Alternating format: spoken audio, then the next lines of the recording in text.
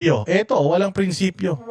Dating Duterte supporter, ginagamit ang mga Duterte, tapos ngayon, hindi na siya maka-Duterte at kaibigan niya na puros yung mga dating minumura-mura niya. Yung mga inaakusahan niya noon ng mga bobo, mandarambong, inutil, pag-uumpogin niya ngayon, kaibigan niya na, eto matindi. Eto matinding question.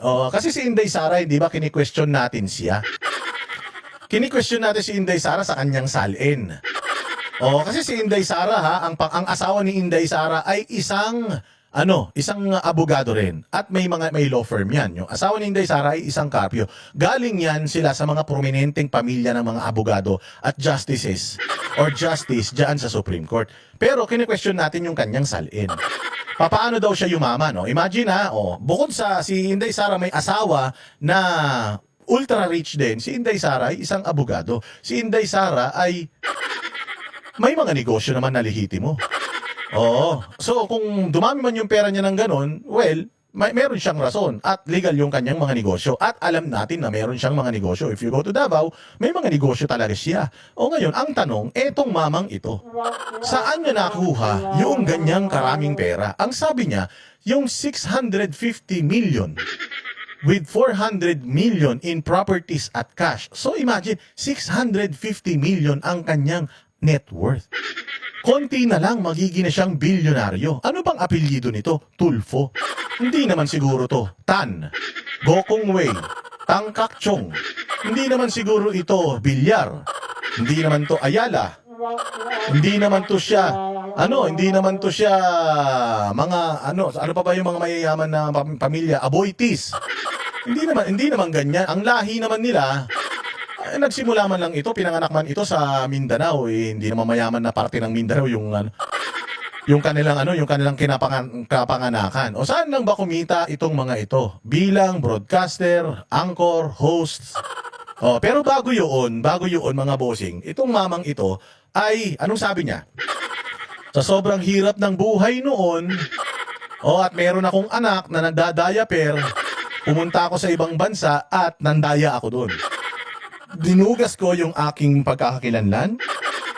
Gumawa ako ng bago kong pagkakakilanlan. Tapos, nag-apply ako ng citizenship. So, siya ay citizen Amerikano. Tapos, nagtrabaho ito bilang militar. Nag-serve ito sa military sa Amerika. Kaya nga siya nabisto Kaya nga siya, pinapanagot ng Amerika sa pandurugas niya. So, kawatan ito ang utak nito. Scammer ito. So, dahil daw sa kahirapan, kaya niya ginawa. Hindi naman kahirapan, pero dahil daw maraming umaasa sa kanya, mantakin mo, napakaraming anak dito sa iba-ibang babae. So ngayon, nagpunta daw siya doon dahil nga meron siyang anak na umaasa sa kanya, pagatas, tsaka pa-diaper. So ibig sabihin, kung gatas at diaper lang, mandurugas ka ng iyong pagkakakilanlan para lang kumita ka ng pera, hindi ka mayaman. Hindi ka ipinanganak na mayaman, ibig sabihin. So, lahat ba ng militar sa Amerika kapag nag-retire sobrang yaman? Hindi naman. Alam niyo sa Amerika, yung mga retired na mga maaga pang mga nag-retire na kasi option yan sa Amerika kapag ilang beses ka nang pwede na deploy, pwede ka nang mag-retire. Alam niyo ba yung mga na retired na mga sundalo sa Amerika, hirap na hirap silang makakuha ng trabaho sa Amerika or konti lang din ang support ng gobyerno sa kanila.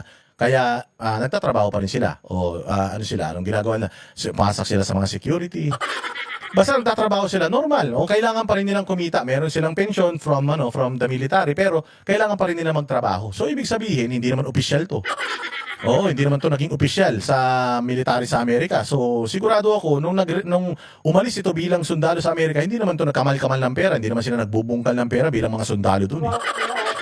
Hindi ba? So umuwi yan dito sa Pilipinas. Matanda naman na yan. Nung umuwi dito sa Pilipinas, naging broadcaster yan saan?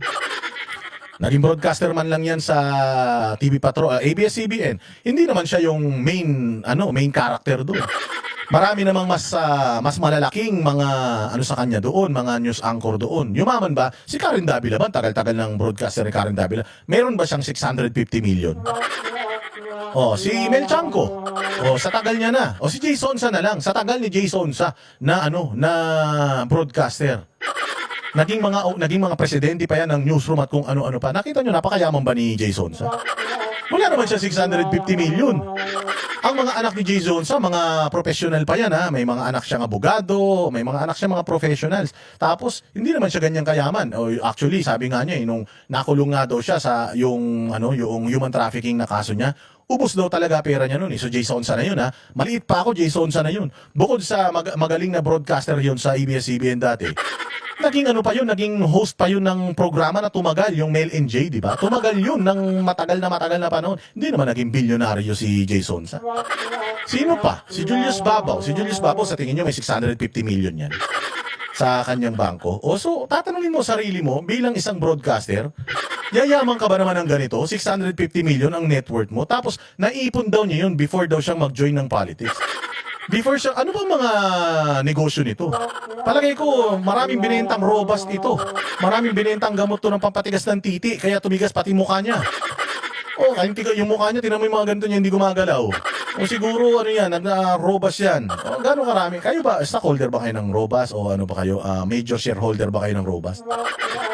Hindi naman yan napakalakas na gamot para maging bilyonaryo kayo almost. Naipon daw niya before he joins the politics. So, before he joins politics. So, ibig sabihin, broadcaster pa lang siya, ganito na karami pera niya. Saan galing yun? Gaano ba kalaki ang pasweldo ng, ng mga istasyon ng mga istasyon para makuha ninyo itong ganito kalaking pera? Magtataka ka, di ba? Di ba, magtataka ka. O kung papaano mo makukuha yung ganitong kalaking pera bago daw siya mag-join. So parang sinasabi niya dito, hindi ako magnanakaw na politiko. Naniniwala naman ako siguro kasi ilang taon ka lang naman naging congressman. Oo, substitute ka lang naman eh. Tapos 1 taong ka pa lang naman na senador. Oh, so ibig sabihin talaga, palagay ko hindi mo nakuha itong mga na ito bilang isang congressman tsaka senador. Pero hindi ko lang alam. Kasi corrupt ang ACT-CIS di ba? Natatandaan ninyo, kasama yan sa mga pinakamalaking nakuhang pera allocation ng Congress, di ba? Una, yung tingog, tapos pangalawa, ACT-CIS. Tapos di umano, yung kanilang isang party list representative doon na ang apelyido ay Yap, ay panahon pa ni Pangulong Duterte, kawatan na yun. Oh, so saan manggagaling itong ganito karaming pera? Ito pa isa, meron siyang 10 ba anak niya? Parang naririnig ko 10 Ano yun? Siyempre nagsusustento ka sa mga yun. So nagsusustento ka pa nung lagay ng yun, tapos ganito pa karami pera mo. Siyempre madaming babae yan. Ilang babae daw yung yung naging karelasyon niya na naanakan niya. O siyempre, hindi ko alam kung sinusustentohan niya din yan. Hindi ka makakaipon ng ganito kalaki kung nagsusustento ka pa. Kung gano'ng karami yung pinapaaral mo. O, imagine mo na lang, 10 anak yan. Kung halimbawa, 10 yan, nagsabay-sabay sa kolehiyo yan. Magkano ang ang tuition fee sa kolehiyo, mga bossing? Ang tuition fee sa kolehiyo, at least, kung magdedelasal ka, at least mga 200,000 yan. O, sa isang semester, trisem yan. 3 beses ang taon.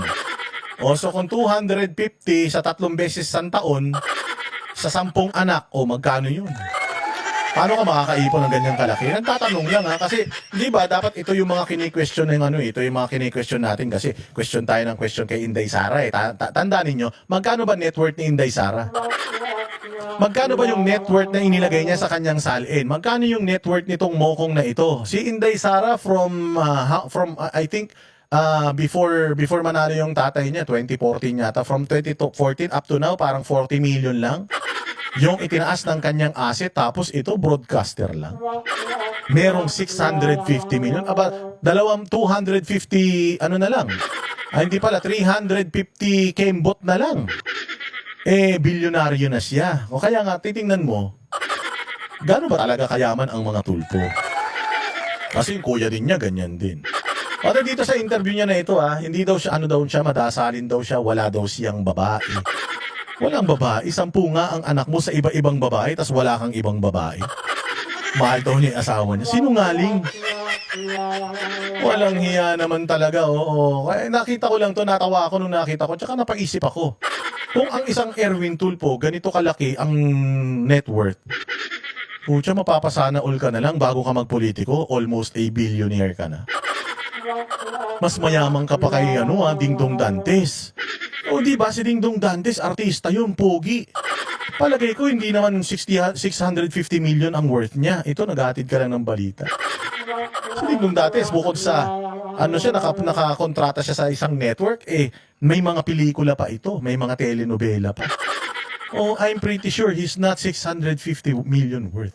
Si Piolo Pascual, I believe hindi rin siya 650 million worth. Si Aga Mula, feeling ko hindi rin 650 million worth. Si Bongbong Marcos, ilang million ang kanyang worth. Grabe, no? Si Manny Pacquiao, si Manny Pacquiao, lumaban yun. Ang daming suntok na tinanggap nun sa buhay niya. Para lang abutin niya yung kanyang pagiging bilyonaryo. Tapos si Erwin Tulfo nagmumura lang sa mga politiko.